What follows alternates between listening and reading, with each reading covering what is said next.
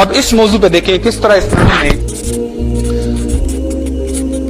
امیر کو، جس طرح سے یہ لوگ امیر تر اور غریب کو غریب تر کر رہے ہیں، اس کو کیسے روکا ہوا ہے۔ مغرب جو ہے وہ غریبوں پہ ٹیکس لگاتا ہے، ایوریج لوگوں پہ، اور امیروں کو ٹیکس میں مراعات، ٹیکس میں چھوٹ، اور آپ کو بتاؤں ڈاکٹر صاحب نے صرف ایک سال میں 280 کی 290 ارب کے ٹیکس چھوٹ دیے ہیں بڑی کمپنیوں کو۔ اس بجٹ کا عنوان جو اخباروں نے لکھا تھا نا، بزنس فرینڈلی بجٹ، یعنی بزنس مینوں کو مختلف مراعات دیے ہیں، عوام پہ ٹیکس بڑھائیں۔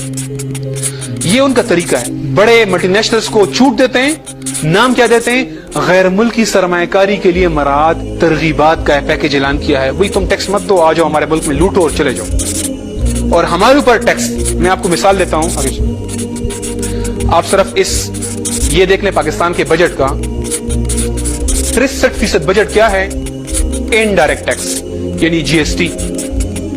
دودھ، آپ ایک فقیر ہوتا ہے نا، فقیر، وہ بھی ایک بلیٹ خریدتا ہے نا تو جی ایس ٹی دے رہا ہوتا ہے۔ ایک بوڑھی عورت، ایک پینشن یافتہ بوڑھا شخص، وہ دودھ کا اتنا سا ڈبہ لے کر آتا ہے نا، وہ ٹیکس دیتا ہے۔ وہ گھی کا ڈبہ لے کر آتا ہے، وہ ٹیکس دیتا ہے۔ وہ چینی لے کر آتا ہے، ٹیکس دیتا ہے۔ وہ غریب شخص جس کا گزر، جو کہ شاید لوگوں کے خیرات پہ پل رہا ہے، وہ ٹیکس دے رہا ہے۔ اور ڈائریکٹ ٹیکس جو آپ لیتے ہیں، ڈائریکٹلی لیتے ہیں، جس کے پاس کمائی ہے اس سے آپ لیتے ہیں، اگرچہ یہ بھی غلط ہے لیکن یہ اس سے کم غلط ہے، کیونکہ یہ تو ہر کوئی دے رہا ہے، برابر دے رہا ہے، امیر بھی اتنی دے رہا ہے، غریب بھی اتنی دے رہا ہے، کوئی فرق ہی نہیں ہے اس میں۔ یہ جو ہے جو آپ تنخواہ پہ دیتے ہیں، مثال کے طور پہ یہ 37% ہے، اور یہ بھی آپ تنخواہ پہ لے رہے ہیں، یعنی کہ کمائی پہ لے رہے ہیں، دولت پہ نہیں لے رہے ہیں۔ دولت وہ ہوتی ہے جو بچ جاتا ہے، کمائی وہ ہوتی ہے جو آپ گھر کا گزارا کرنے کے لیے لے کے جاتے ہیں، اس پہ ٹیکس لگاتے ہیں۔ یہ پاکستان کا ٹیکس ہے 63% غریبوں کے اوپر ہے، اور یہ بھی اس میں آدھا غریب اور کچھ امیر۔ یہ ہے ٹیکسوں کا پاکستان کا نظام۔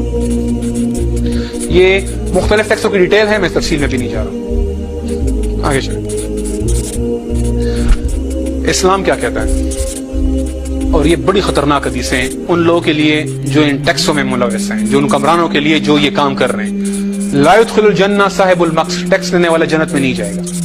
وَإِن صاحب المقص فی النار، جو ٹیکس لے گا وہ دوزخ میں جائے گا۔ اور فرمایا وہ شخص جو کسی بھی شے کی قیمت مسلمان کے لیے بڑھائے، اللہ کا حق ہے کہ قیامت کے دن اسے دوزخ میں ڈال دیں۔ مطلب کیا ہوا، جو کسی شے کی قیمت مسلمان کے لیے بڑھائے، شے کی قیمت میں کیا ہونا چاہیے، خرچہ اور منافع، یہ کسی چیز کی قیمت میں ہونا چاہیے۔ اگر درمیان میں جی ایس ٹی آئے گا، آکٹرائے، سی ڈی، فلاں ٹیکس، دمکانہ ٹیکس، سرچارج، ایڈیشنل سرچارج، یہ قیمتیں بڑھا رہے ہیں، تو اللہ کا حق ہے اسے دوزخ میں ڈال دیں۔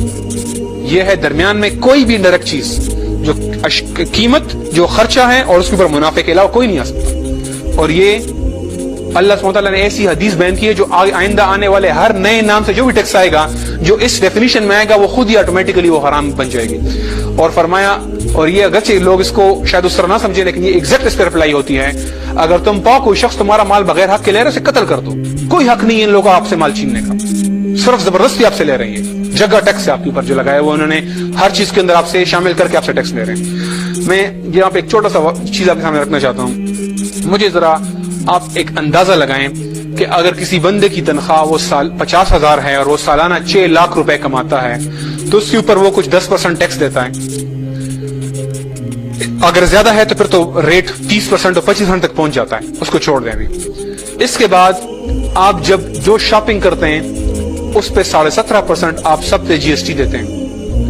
جو آپ بجلی کا بل دیتے ہیں اس کے اوپر کم از کم کوئی 150-200% ٹیکس ڈالے ہوئے انہوں نے مختلف ناموں سے، اور آخر میں سب نام ختم کر کے ایک ہی نام رکھ دیا، آپ سارے ضم کر دیے، ریٹ کے اندر ضم کر دیے۔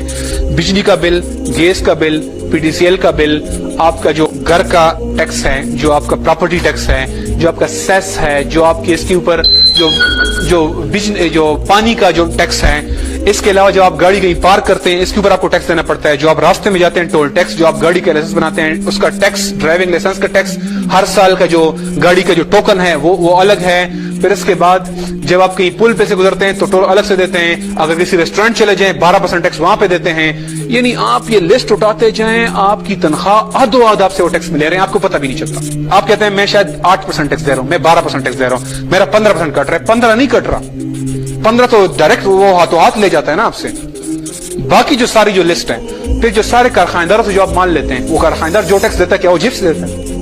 وہ آپ سے پورا کرتا ہے، قیمت میں ڈالتا ہے کہ نہیں ڈالتا؟ وہ جو بجلی کا بل دیتا ہے اس کے اوپر ٹیکس ہے، وہ کہاں سے پورا کرتا ہے؟ آپ سے نہیں پورا کرتا۔ اگر آپ دیکھیں پوری گمبھیرتا ہے اور آپ کو ٹیکسوں میں انہوں نے کچرا ہوا ہے ہر جگہ سے آپ کو ٹیکسوں میں جکڑا ہوا ہے. جو آپ ٹیکسوں کے ٹیکس آپ دے رہے ہیں اور آپ کو اندازہ بھی نہیں ہو رہا.